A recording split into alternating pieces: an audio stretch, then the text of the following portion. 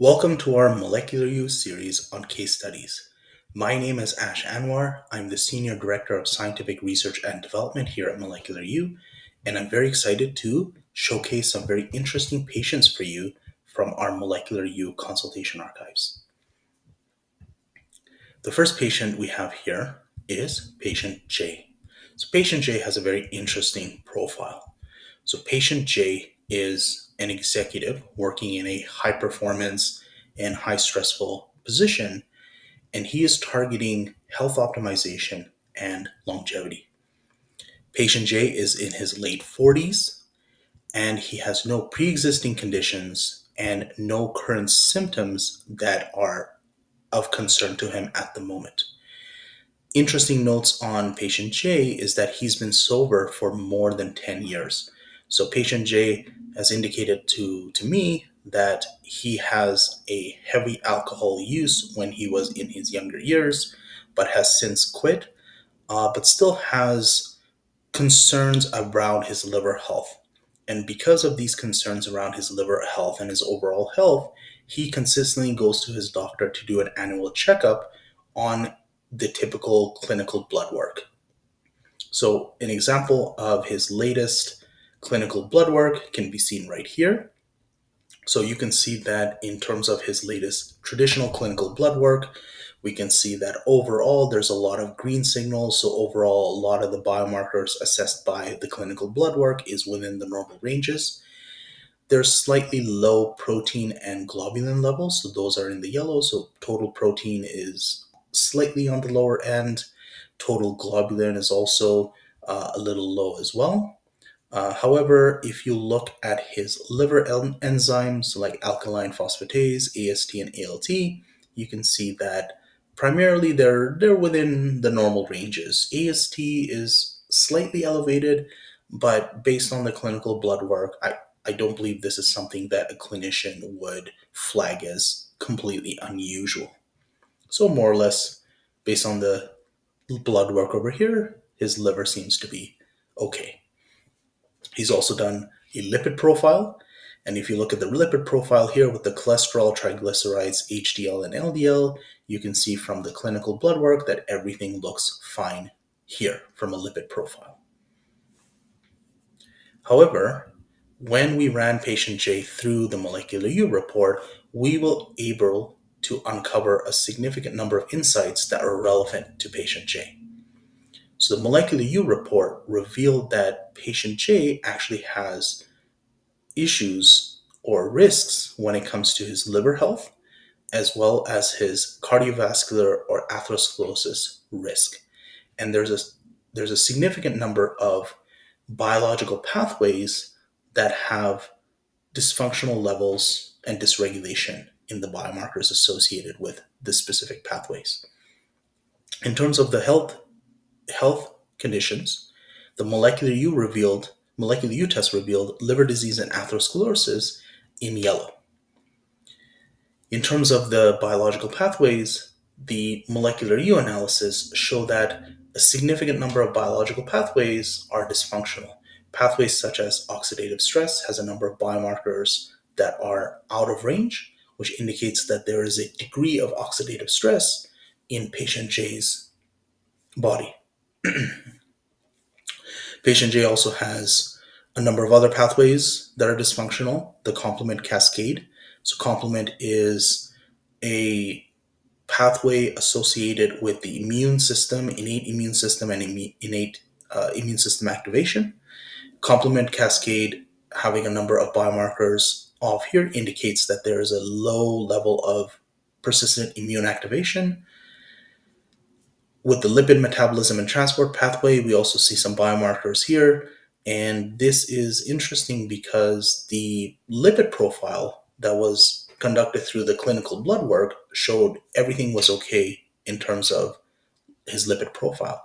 However, the molecular U report is showing that patient J has a number of biomarkers involved in lipid metabolism and transport that are actually dysfunctional. So there is something going on in that scenario. Similarly, the coagulation pathway is elevated, as is the acute phase response. So the coagulation pathway And we're going to deep dive into that a little bit more, but you can see that the biomarkers that are associated with the coagulation pathway here, when you look at the levels, actually shows that patient J has an increased risk of blood clotting. That paired with the signals that we are seeing from the acute phase response indicate to us that patient J it also has a persistent chronic low grade level of inflammation occurring in his body. The other pathways include hormone binding and transport. So there's some signals here showing us that there is some dysfunction when it comes to hormone binding and transport with patient J, as well as protein metabolism and the urea cycle, which are both involved with the liver. When we look at the specific biomarkers and look very closely at what these biomarkers are involved in, we come to a conclusion that despite the clinical blood work that shows patient J's liver is more or less doing okay, the molecular U test actually reveals something a little bit different by looking at the specific biomarkers much more comprehensively and in depth. What we can see from patient J from our molecular U report is that the liver is actually stressed and overwhelmed and is showing early indicators of dysfunction. So with patient J, he has low levels of cholinesterase, which is an important liver enzyme, and it's actually a direct indicator of impaired liver function. Patient J also has low ceruloplasmin as well as low haptoglobin. These are acute phase proteins that are involved in iron and copper metabolism, as well as oxidative stress resistance. And because both of these biomarkers are low, patient J has an impaired ability to protect himself against oxidative stress. Similarly, he has low levels of alpha 1 acid glycoprotein 1, as well as low alpha 2 macroglobulin. These are both acute phase inflammatory proteins. And these low levels indicate to us that because of this persistent inflammation, he has exhausted his inflammatory response. And because of this, his liver is trying to keep up and produce more of these acute phase proteins, but there is a deficit in this protein production. Because of this stress on the liver, he has a high level of fibronectin. Fibronectin is a biomarker involved in wound healing and tissue remodeling. And because it's high, it indicates to us that there is a high propensity in patient J to repair and create repair this damage and create scarring that is occurring in the liver. So this is an early indication of inflammation, liver fibrosis, and scarring that could exacerbate and create liver tissue damage over time. Similarly, when we look specifically at his elevated risk for cardiovascular disease, there are a number of biomarkers that also point to us in this specific direction. Based on the clinical blood work, his lipid profile was normal, so it was not indicating any sort of risk in cardiovascular disease. However, when we pair that information with the molecular U report, not only do we see that there is some dysfunction when it comes to lipid transport, but we get another complete pathway associated with cardiovascular risk that we are seeing based on these biomarkers. Specifically, the biomarkers here are associated with the coagulation system or the clotting system. And a significant number of biomarkers here that are out of range indicate to us that patient J has a dysregulated clotting system. And this actually puts him at an increased risk of creating blood clots. And he also has an impaired ability to dissolve any blood clots. These two pathways increase his risk of cardiovascular disease and atherosclerosis, specifically in a prothrombotic way. Similarly, patient J has a very high level of von Willebrand factor. Von Willebrand factor is a major prothrombotic protein involved in cardiovascular disease and severe thrombotic events. This high level of von Willebrand factor puts patient J at a higher risk of severe cardiovascular events that could include stroke, and heart attack.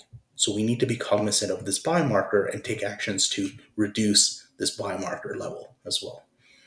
And as I mentioned, with the molecular U test, we are also seeing that despite the clinical blood work showing the lipid profile looks normal, based on the molecular U report, we see that patient J has low levels of apolipoprotein A2 and apolipoprotein L1, which are two very important lipid transport proteins that are involved in transporting cholesterol around the body.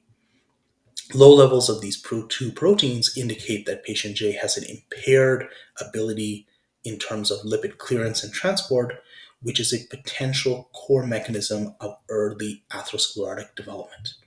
So overall, the molecular U report is able to look much more comprehensively and much more deeply into the biomarkers, into each patient, and be able to uncover insights into their health and early indicators into their health that are often missed by traditional clinical blood testing.